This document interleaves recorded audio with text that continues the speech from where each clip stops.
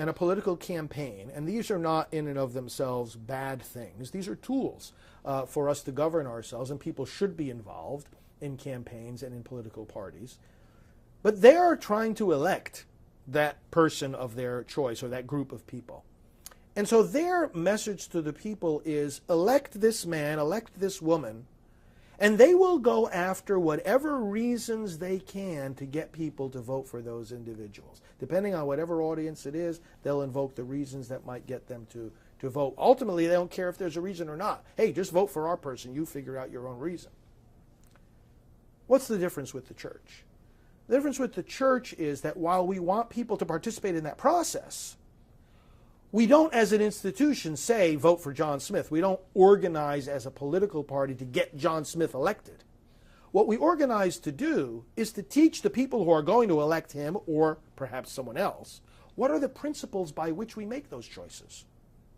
So, for example, if the first purpose of government is the protection of life, if it is, as we have already seen, and as I lay out in the book, the protection of rights that God has given us and government must protect, well then, we have to take that into account when we make our voting choice. Does this candidate believe that we have a right to life that the government cannot interfere with? So the church is to be fostering the political process, yes, talking about the issues that matter, talking about the responsibility to vote, guiding people, even in terms of informing them of the positions of the candidates, but stopping short of actually endorsing them. Because when the church teaches the principles, unlike a political party or a political campaign who's going to say, we want you to vote for John Smith, the church is going to let the people come to their conclusion.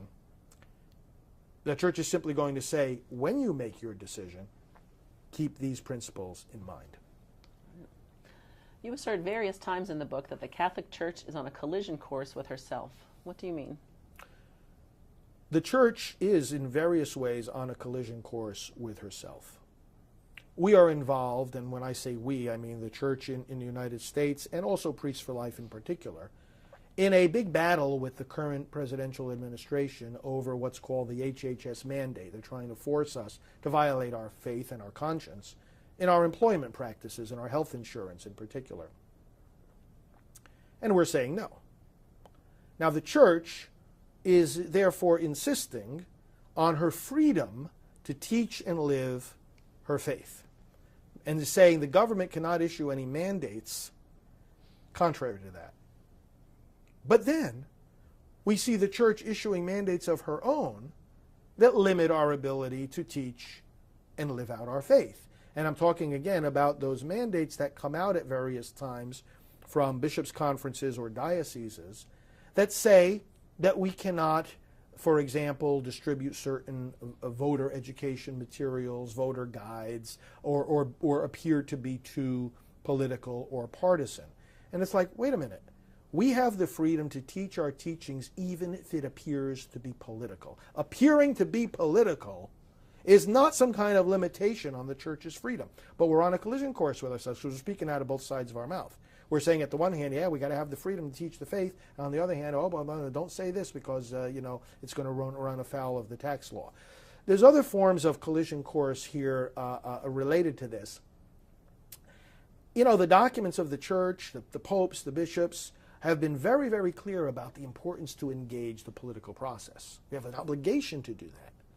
And then, yet, on the other hand, very often on the local level, again, there are all kinds of restrictions placed on what we can do and what we should do and what we can say and what we can't say. Can't have it both ways. Either you're going to be engaged in the process, which means you're going to say and do certain things regarding the election, or you're not going to be engaged. And likewise with collaboration. The church's documents talk about the collaboration of everybody within the church, clergy and laity and all kinds of organizations all working together to inform one another and to get a common task done. But then when we start looking at these fears about violating the tax law, we see the opposite of collaboration. We see churches and dioceses saying, well, no, don't accept any political material from any other groups, no voter information from any other groups. As a matter of fact, if they come to bring it to your church, throw it in the garbage. They literally say this in writing, throw it in the garbage. That's not the kind of collaboration that the church's own documents call for. and that our understanding of everyone's call by God himself to participate in this mission of building a better society requires. And so this is a multifaceted collision course, and we've got to decide which side of the fence we're going to be on as a church. Now, having said that, I would say, you know what, the church has already decided it. It's there in the documents, it's there in the teachings, so let's cast off these silly fears and let's work together to get the job done. Right. You quote various memos that have come out from Catholic dioceses at election time and that you say are particularly unhelpful. Can you give us an example? Yes, my book actually quotes from a lot of these memos. And what these are memos from the church's institutions taking the vagueness of the IRS interpretation of the law that says churches cannot intervene in a political campaign and actually making that vagueness worse. And the problem with these memos is that, again, there is a collision between what these memos say and what the church says in her official documents about the freedom we need to have to teach the faith, even in matters relating to politics. So let me give an example here. One diocesan memo says, to be careful and diligent about not promoting or discrediting any political party or candidate. Not promoting or discrediting. And in another such memo, it says, do not even appear to endorse or oppose particular candidates for public office or political parties. Now let's stop and think for a moment. The church's position is pro-life. The position of the Republican Party is pro-life. The position of the Democratic Party is pro-abortion.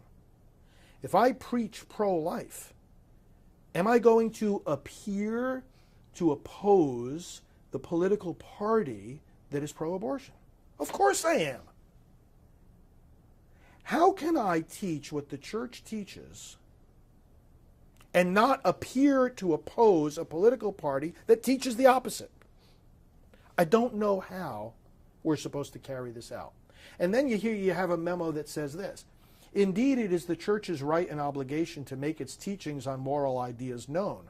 That's right, so far so good. But then it goes on to say, as long as these teachings do not run afoul of the rules on political activity. Now, I mean, this is absurd. In other words, Jesus Christ gave us the divine mandate to teach the truth to all nations, but because of a 1954 tax code law that was put in there, don't break the rule about that. What does that have to do with the freedom of the church and as this memo itself acknowledges, her right and obligation? Why is it a right and obligation? Because it comes from Almighty God. So something's wrong here, and that's why these memos are just not helpful.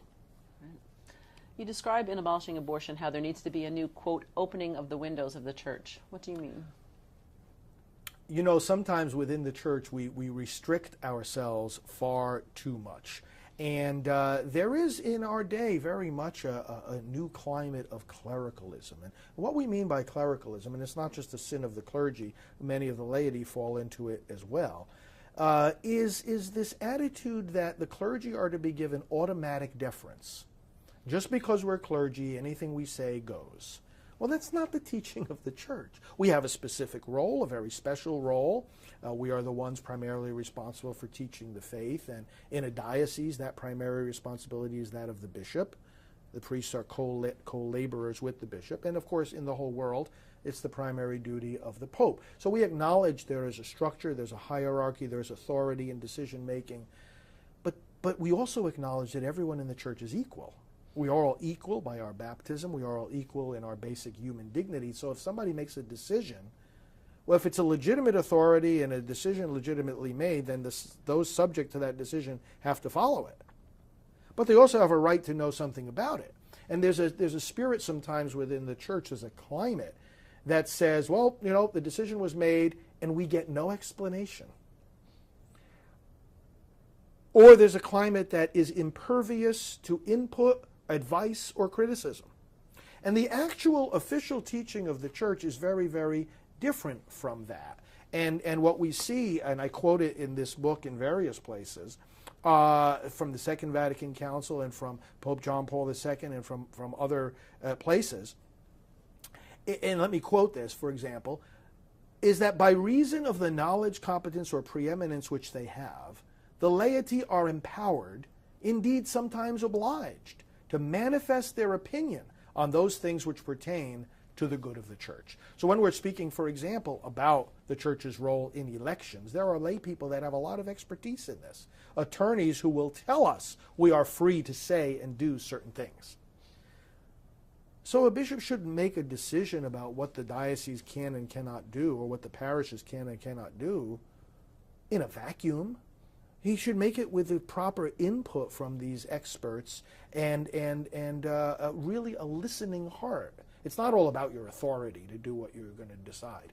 It's about us as a community all working together, because we all have responsibility to advance the church's mission, not just the priests.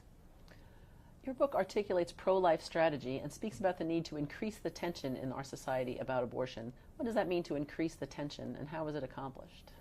There is a tension between the mindset that would accept abortion, see it as a right, see it as a choice, and the natural tendency that we have to react against gruesome violence. In our human nature, we shrink away from violence, from dismemberment, from decapitation, from what the terrorists do. And if we look at abortion in the eye, we will shrink away from it. That's the tension. That on the one hand, you've got a good many people and institutions that are ideologically in the so-called pro-choice camp, and yet when the horror of abortion is revealed, that's a tension. People become very uncomfortable because they realize there's a contradiction here. How can I say it's a freedom of choice when I'm looking at the dismembered, broken body of a baby?